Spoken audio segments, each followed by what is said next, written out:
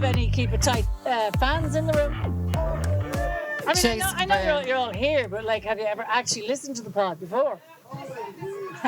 Big lion. You'll catch up Jason quick. Byrne. We basically meet once a week and chat shite, don't we, after we've done gigs or whatever. So you think there's a bit of quality to it, but you know, that's debatable.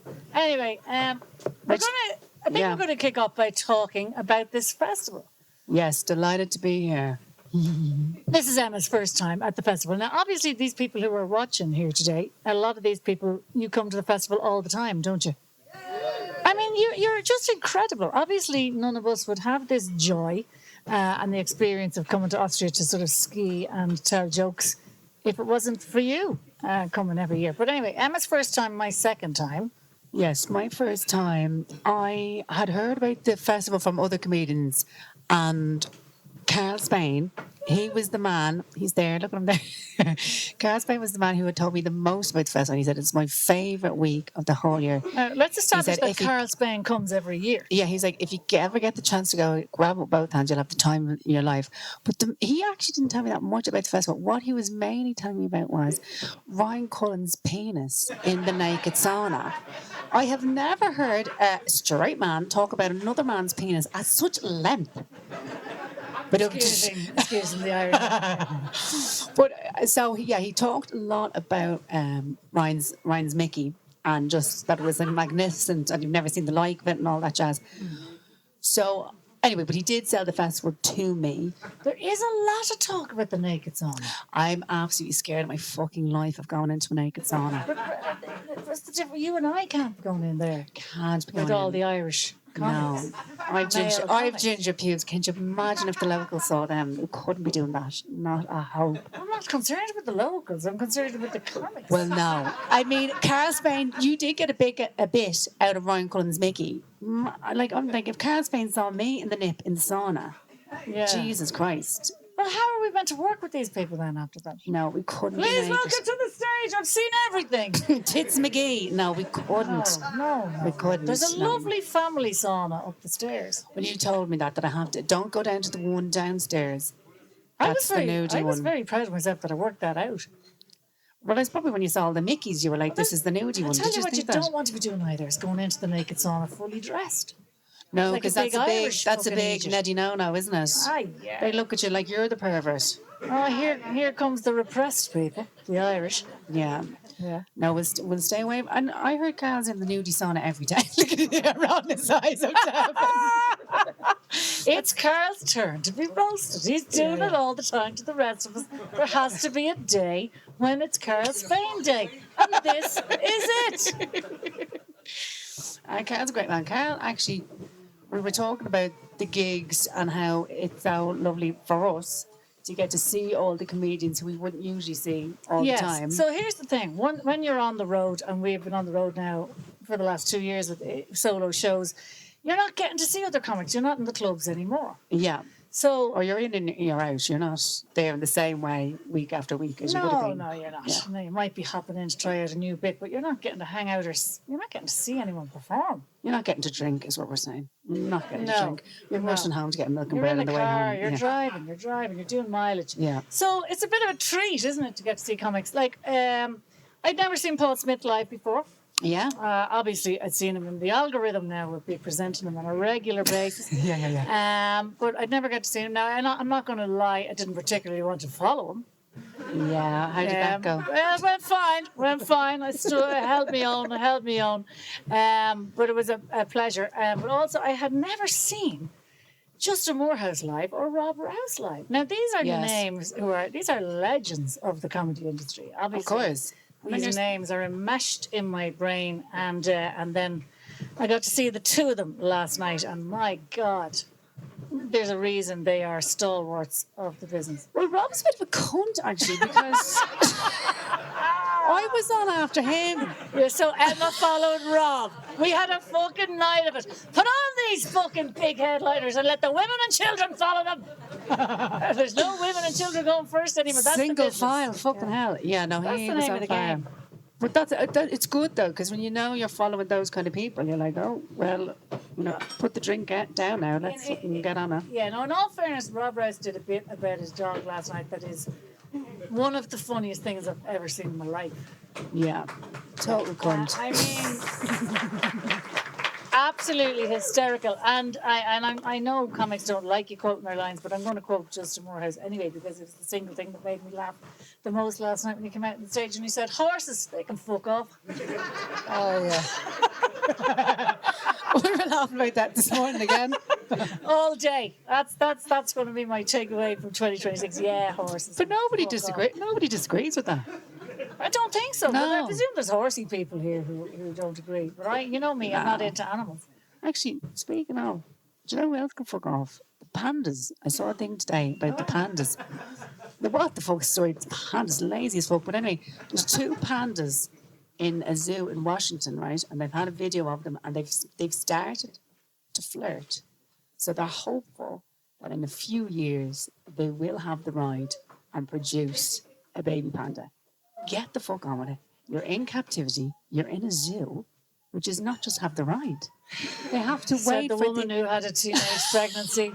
Just saying. You could have fucking learned a thing or two from the pandas. No. But First they're in trip, a zoo. 17. She left the house, was pregnant in 5 fucking minutes. A bit of flirting would have suited you, Emma. But they're in a zoo. There's no other options there for them. No, It's just the 2 of them. It's just the 2 of them fucking around the place. And they're going to flirt for years, circling in the one box. Yeah, in the one, Ironically. yeah. Without getting into the box, yeah. Yeah. So no, pandas. I think pandas can go on the Pandas list. can of- fuck off. Yeah, Pandas can fuck off as well. Yeah, fuck them. Okay. Was there any other comedians now that you maybe had seen for the first time in years, or people you were catching up with? Who was I catching up with? Are you teeing me up there? Is this a cue? And I'm missing it? Well, No. everybody, I did enjoy Marcus Brigstock last night. Let's give a shout out yes. to the founders of the festival, Andrew Maxwell and Marcus Brigstock.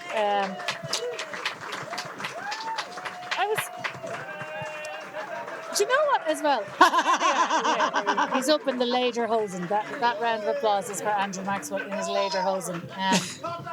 I'd like to have... He's riding the door. He's riding the door. I'd No like panda. to have been a part of the conversation. I wonder how drunk they were when they said, "Will we do a skiing festival with comedy?" Like, were they on a skiing holiday? How did this happen when they just went, "Let's bring all the comics"? That's what happened, was it? Marcus doesn't drink. Oh, Marcus doesn't Oh. drink, he just skis. Yeah, I persuaded him sober to do this. Yeah, Wow. wow. Okay, well done. I wasn't sober. Because that's the kind of idea that you have. You're stoned, you're pissed, and you go, "Let's have a festival with skiing," and then you wake up and go, "Oh, fuck that. Let's not do that." Yeah. But they've persisted. Thankfully for us. Marcus told me something. So my first time here was 3 years ago, and Yeah. I brought that child who's sitting in front of me, Daniel Bradley, Your was child, yeah. 14 years old at the time, had never skied in his life. Now, I'm not a skier, Yeah. and I think skiing is for privileged people who have money, okay? Am I wrong? No. You're bang on. Nobody Deirdre. nobody You're objected. bang on. No, let's face it, it's an expensive holiday. This is an expensive So much holiday. gear. There's a hiring of skis and boots and outfits and goggles and fucking balaclava. But there's no cheap holiday. Oh, the skiing is up there, love. The skiing. I've had 2 Prosecco's. I'm like, it's great. I don't It mind is at all. great. It's amazing. Anyway, I brought that child who'd never skied in his life, Yes. and I thought, this would be a good thing, Deirdre. Educate your children, show them the world, Yes. That parent neuroses. Oh, you have to fucking do everything. Expose them to Expose them to all the things you experiences, weren't exposed to. So he came, couldn't ski. Sorry, she went to a boarding school. She's making it out like fucking. She was working on the markets or something. Let's just fucking. God, let's call a spade there. You see, the thing about Full of shit. Yeah. I want to give them what I never had. Well, I am, and I'm not full of shit. I was never brought skiing as a child. Yeah, that's so the my main thing. parents had money, but didn't. They kind of had Weren't sharing money. it around No, with the kids. I'll tell you exactly what happened. They made money and then lost it. Oh yeah. Yeah, now that's worse. There's a touch of the Schitt's Creek about my childhood. Oh yeah. Yeah, like that is essentially what happened. My father made a lot of money and then lost it. I was in the boarding school when they lost it. So Your poor son Daniel's just nodding along like as if I know what that's like. yeah, he kind of does. The highs and lows. I think that's a very important important. I think it's good Yes. to have a bit of both. To know what it's like to see money and to not have money. It's important. Oh isn't yeah, it? big style. Yeah. Anyway, I don't know where I was going with You were this. saying about Marcus when you came here last time. Okay.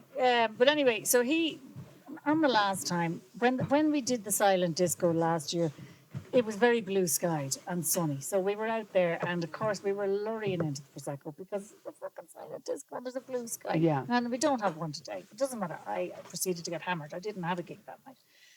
My friend Deirdre O'Rourke, my bestie from back in the day, was with me, and we were well oiled, and we got lost on the mountain, and we were climbing. Whatever happened is we were climbing up a mountain, and we'd climb up a few yards, and then we'd slide back, and we were cracking up at this. But I didn't know we'd witnesses. It was only Mark who said was last night, watching "Well, you." Deirdre, he's still talking about you." Climbing up that mountain on all fours, and you'd get up 100 yards and you'd scroll all the whole way down. They were in a cable car, pissing themselves, looking at the state of us trying to get up the mountain. The thing I thought was so funny is before we came here and early in the week, you were saying, "Oh no, Emma, the silent disco." She's like, "That's the big event. That's the one everyone goes to." She's like, "The silent disco is amazing. We have to get up to the silent disco. That's where it's at." And then when we got to the bottom of it, it's like, no, she was actually hammered during the silent disco. Yeah, That's but it what it was was. also very, very good crack. Yeah, was that? Did you we have hammered? it today? Did it happen? Yes. Okay. I was obviously in there preparing for the pod, making a list of topics, as you can see. For fuck's sake, I have to say about, because I'll forget if I don't say it, I have to say about Jason Byrne. Oh, yeah. Emma has a Jason. What? He says, what? Volunteer coming out of what? Jason says to me this morning, Jason, we're chatting about the festival and whatever, and we're saying, the comedians should meet up and have dinner one of the nights or whatever. And Jason says to me and my friend, he goes, "Have you been having dinner?" I said, "What the fuck? Who does he think we are, that we've been eating pot noodles in the bed or something? Have you little sops been having any dinner with that?" No, we've a box of cereal in the bedroom. There's no need for us to be eating dinner. We're walking around the town going, "I'm starving." "Yeah, me too. Wonder what we'll do. Fuck it."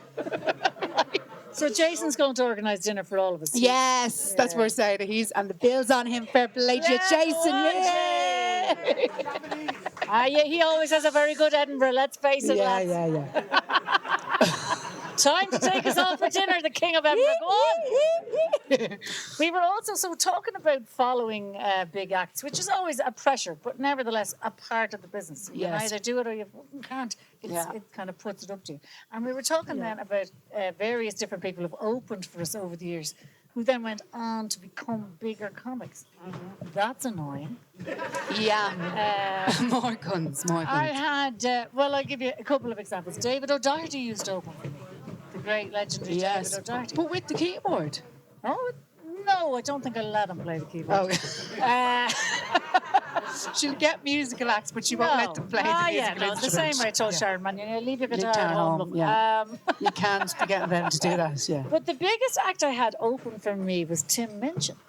Oh, yes. Yeah, so Tim Minchin I didn't know for me in the Olympia one night. Now, this is back in the day. Yeah. But I should have copped on when I noticed there was a grand piano on the stage. I didn't Were you paying for that then? I don't remember. I certainly did not pay for a grand piano. I think Karen Corrin, legend of Edinburgh Fest, she was, I think, producing Tim at the time, and she was just trying to get him seen everywhere. Lots of so places. she was like, "Let's go to Dublin and you can open for O'Kane." There he was. I came in and said, "Grand piano, is Liberace on it? What's happening here?" Anyway, he was amazing, and this was before he went on to obviously write the music for Matilda, the musical, and then star in the TV show Californication. Yeah, because you were talking, I think we did, myself did watch it, and you were saying Californication. You said it was full of riding, there was just all... It's very racy, hence the title, Californication. Oh, gotcha. Yeah. Has anybody watched this show?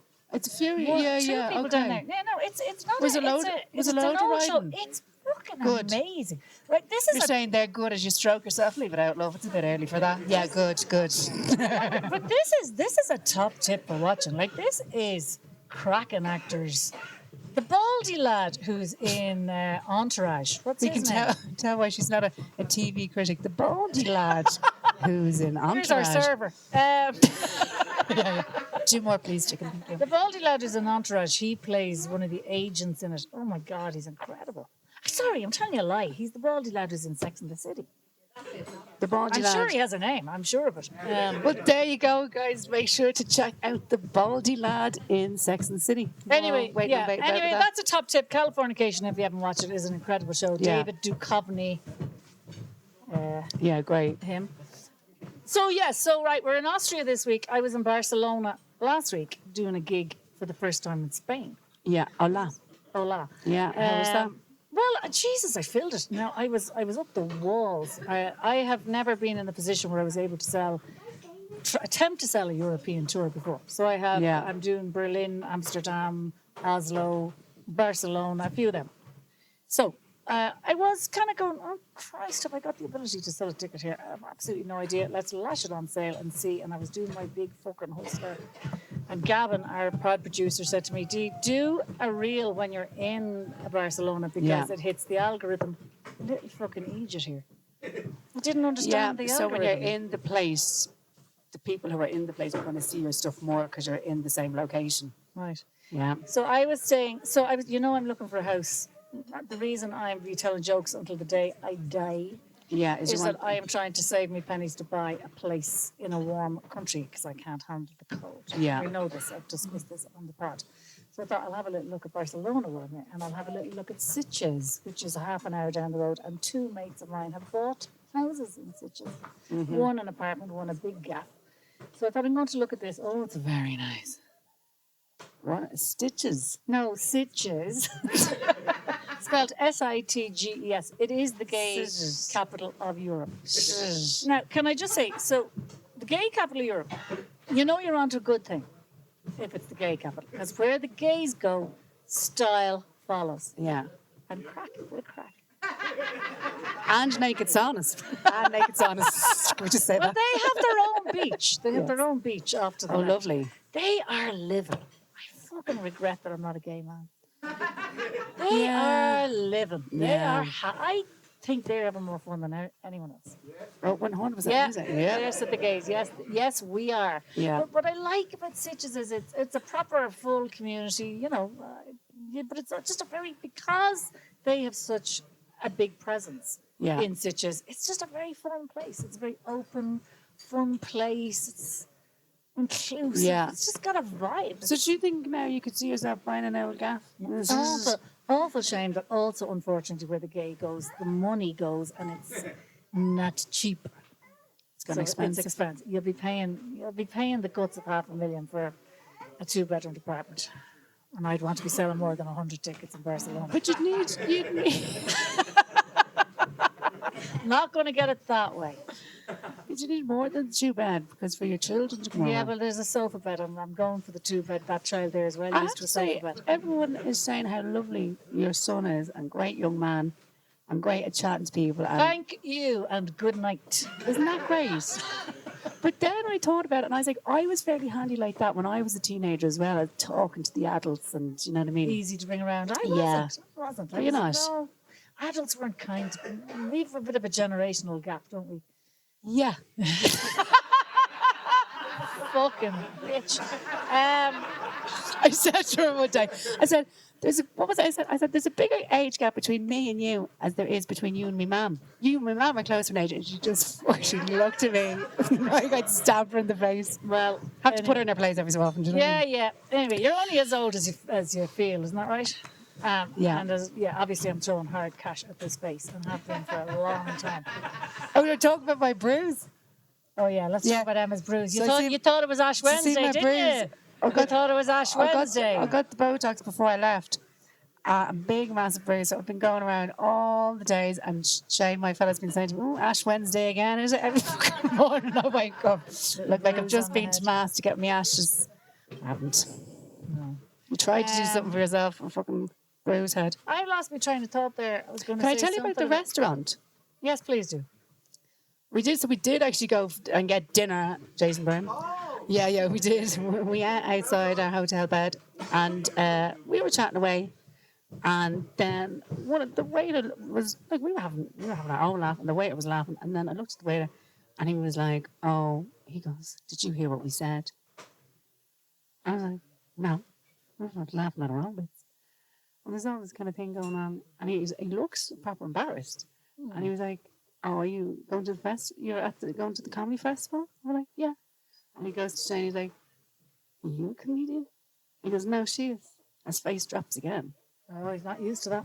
And we're like, "What's going on here?" And I'm like, you're going to have to tell us what you said. What did you say? And he's like, pure Redner. And he said he had just been saying to the other lads that good-looking women don't need to be funny. Yeah, so he was... Such an interesting take. I was taking it as he was calling me an uggo. But then Shane was saying, no... He says, no, I think he fancied you, but I think he was just trying to get it whole, and he was just being nice to me, going, oh no, the young waiter in his 20s fancied you. And I don't think that's what he was saying. So he was mortified.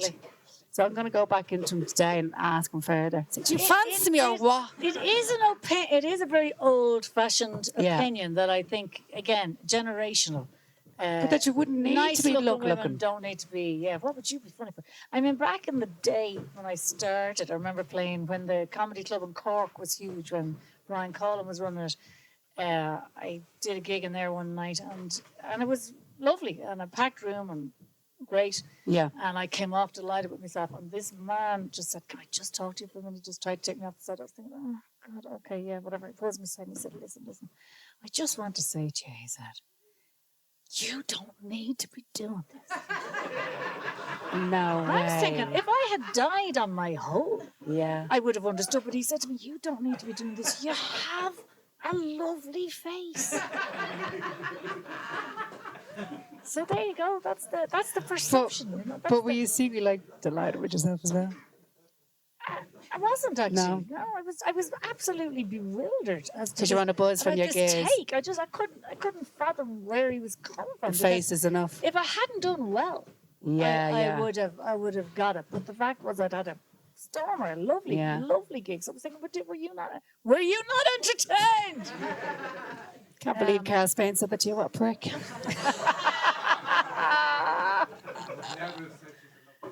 Back to the algorithm thing. I had a lovely moment. It was when I was sitting in Sitges. I can't believe as well that it was March and it was about 17 degrees, Emma, and I was out on my friend John Butler's terrace.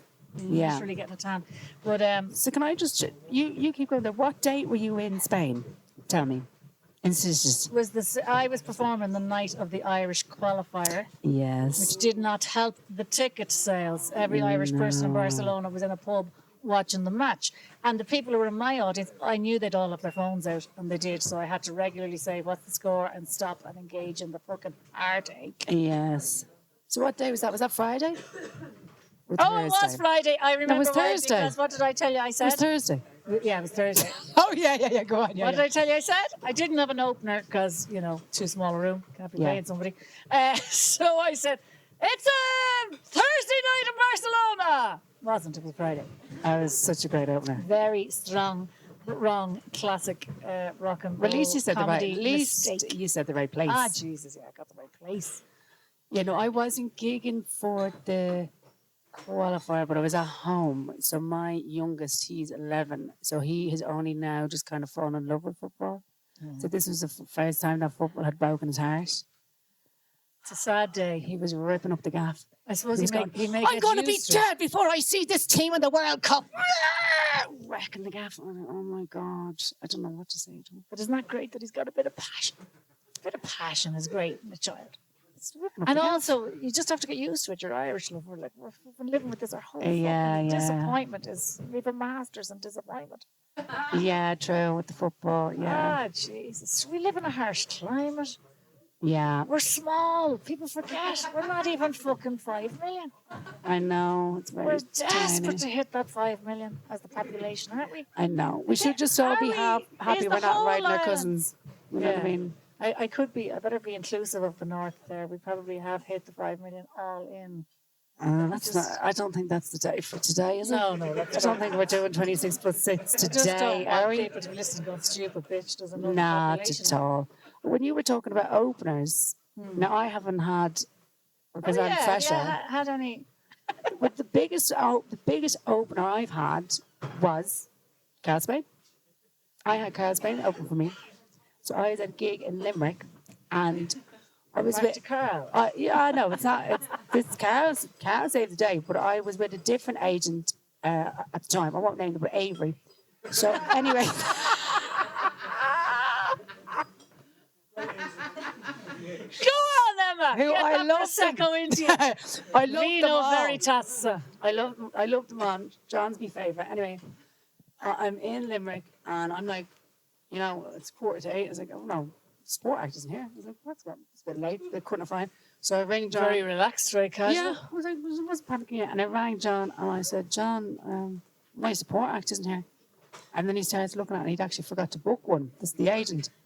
And then John goes to me. The agent's reaction was, what are you going to do? Welcome to Comedic. As if I was phoning me ma or something. Jeez, that's mad. What are you going to do? He's like, Jesus. But then he did say, do you know what? I'll chance Carl. Carl. Because Carl's from Limerick. Carl's Lives from in Limerick. So he was obviously circling the venue. But when I saw it,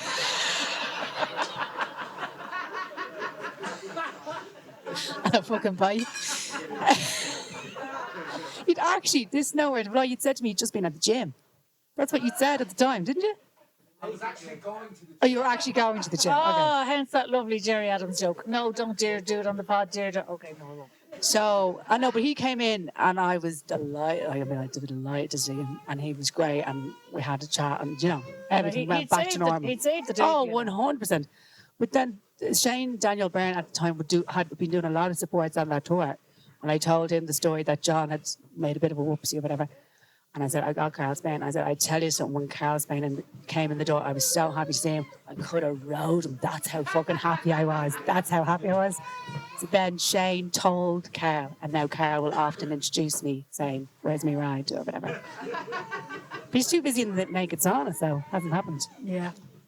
But he did save the day now, in fairness, because you know the way, if it's one thing if you're doing your own support, but if you had it in your mind that you had a support, and then it's like you don't have a support, that's a different thing. That's panic mode. That's fucking I just go on now. What the fuck? Yeah. I mean, then you would. You just do the show You straight would, through. but it's a bit of stress that you don't need. Sometimes I do prefer to just go on without the support, yeah. I know there's been too many stories about me. There's been too many stories. We have to move on. No, that child, I thought that child was going to get us 2 Prosecco's, but he didn't. He's going off for a cry now. Lazy bastard. Bad. Nah, it's not bad. But I definitely, I have to say now, coming here, I've never been to a ski resort. I've never done anything. Oh, there's your mate There's Marcus. Marcus, yeah. Can't be arsed to come in and listen. No.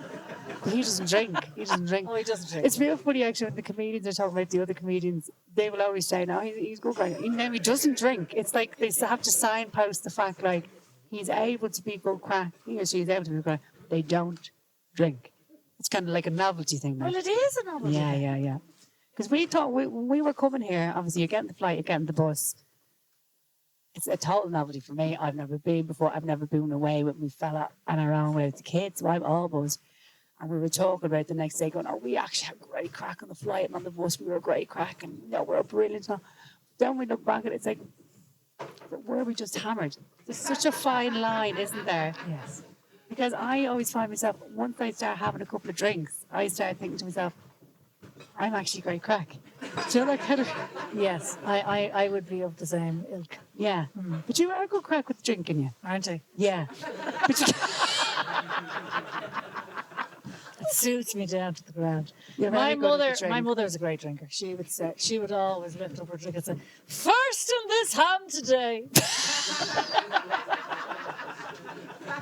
And would it be the first, though? That so. No. I don't think so. I mean, she Okay. was a cracking drinker.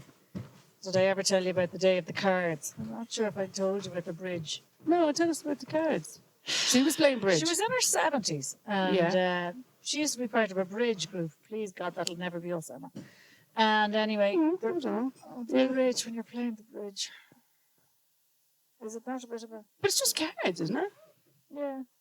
Just playing cards and having a few drinks in the community centre. Okay, maybe I'm wrong. Just for me, I'm like, bridge. You associate it with old Golf. women. Yeah. I suppose it is one of them that there's no young people at the bridge. No, there's no. No, you might get a few young people at the bingo, but you're not And going to get actually, them at I the bridge. don't think younger people know how to play bridge. They'll all have to. Well, I don't know how to play bridge, so I'm just saying that. Right, I definitely don't know.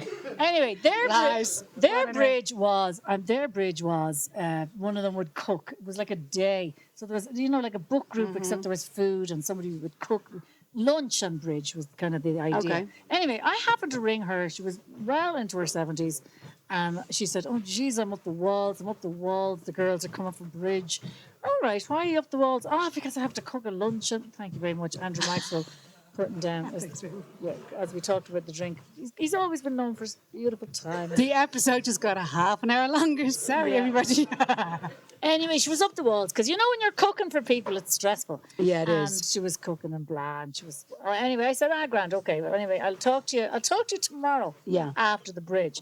Now, for whatever reason, I don't ring my mother every day, but for some reason, I must have needed her for something. I rang her the next day, and she answered the phone. "Hello." The voice was definitely gone. "Hello." I said, "Hi, how are you?" "Yeah, God, I'm okay, love. Yeah, I'm okay." I said, "How was the bridge?" And she said, "They've just left." I was saying, "What time was this?" "What the fuck are you talking about?" Yeah. It was the next day, about 2:00 In the afternoon. They bridged for 24 hours. Oh my God. They've just left. She said, "Dee, they drank everything. Everything in the house." Yeah. And they're all in their 70s, I The assume. 20-year-old liqueurs that were there from holidays that were brought 20 years Yeah, ago the that were dregs. never drunk. Like the creme de menthe. Oh my God. Remember a bottle of creme de menthe was always in the house? A bottle of green liqueur that got greener. That was drunk. Jesus, you'd mix. That's the kind of thing that I would have put in a dolly as a young one. That was hardcore, wasn't it? She was the Yeah. youngest. Like they were great old age. They were 80. And did they all make it alive? They're all alcoholics, I'd say. Yeah. They were well I able. like. suppose that is it. When you talk about these great stories and these great characters, they're alcoholics, aren't they? Well, and Yeah. also I came up in the comedy of alcoholics. Yeah. I mean, Now, Deirdre, tread carefully now. well, my theory now, of course, is because I told you when we started, we didn't see it as a profession. Yes. We weren't making money. It was a fucking novelty. It was like, oh, I'm gonna get paid for this. Oh, Jesus, I'm gonna get paid for this. Yeah. Nobody was playing fucking massive rooms and selling Big massive tickets. tours and everything, yeah. We got there and it evolved. But now there's a generation who go, "Fuck me, you can make money doing like this as a proper career." But that's Yes. not the way it was 30 years ago. But I don't even think it was like that a few years, because I was talking to Ryan Cullen. So me and Ryan, I think, give or take a year or two, but we kind of started at the same time. We came up together.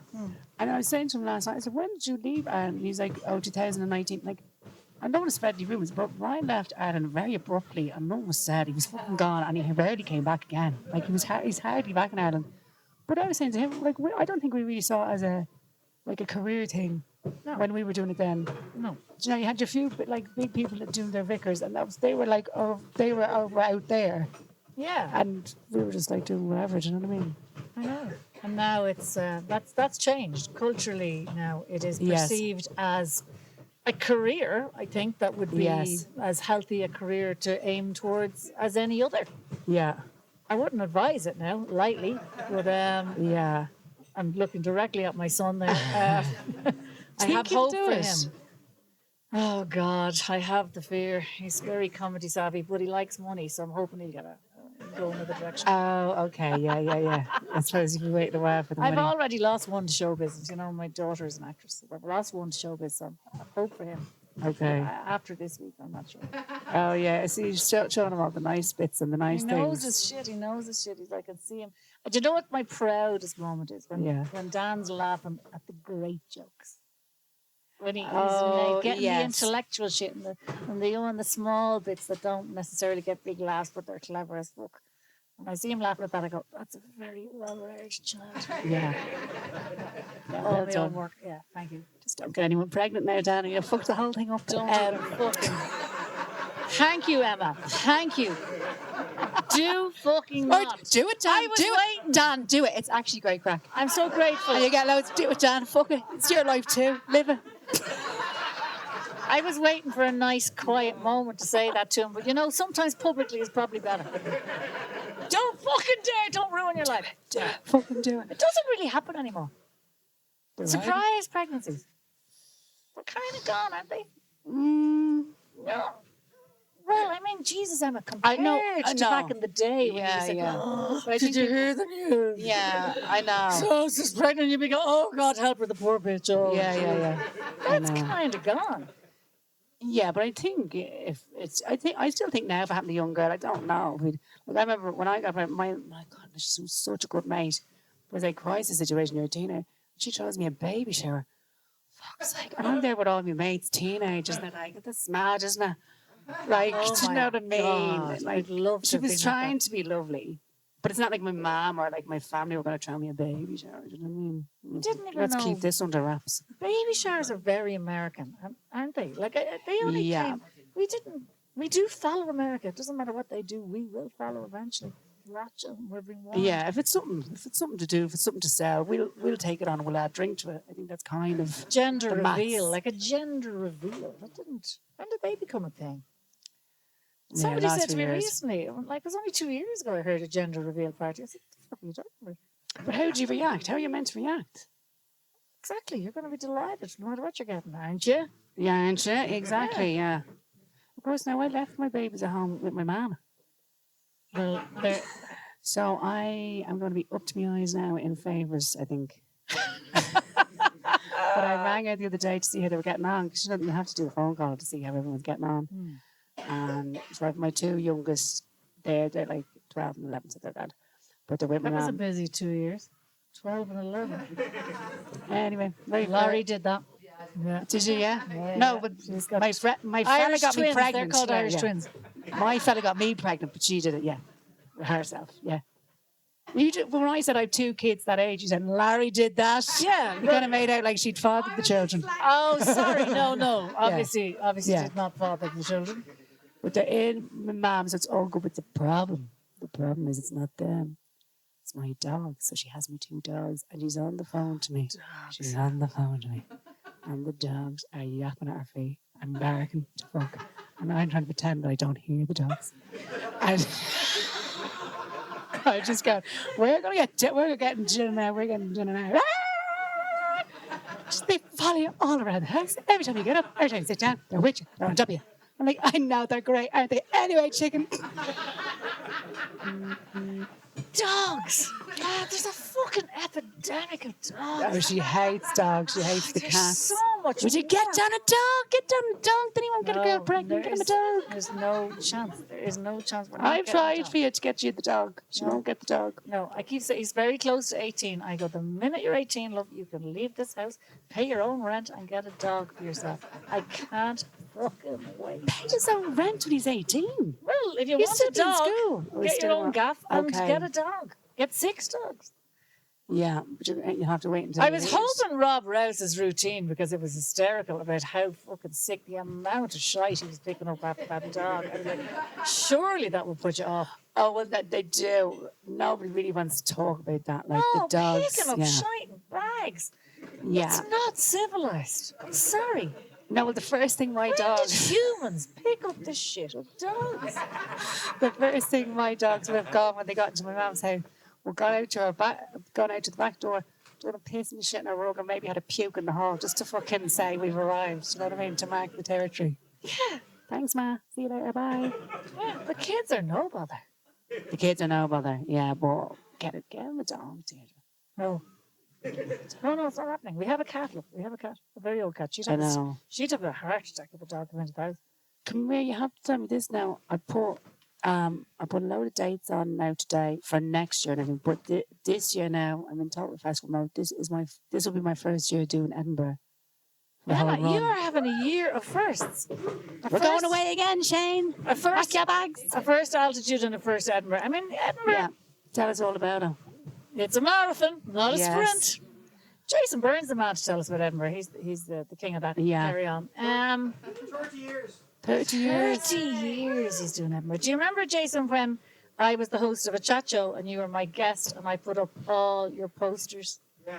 All 30 years of your posters on Was the wall. this a chat show for... And just lovely, aren't it? This is just a moment for me to say, what a fucking woman bigging up the male comics. Yeah. Was this...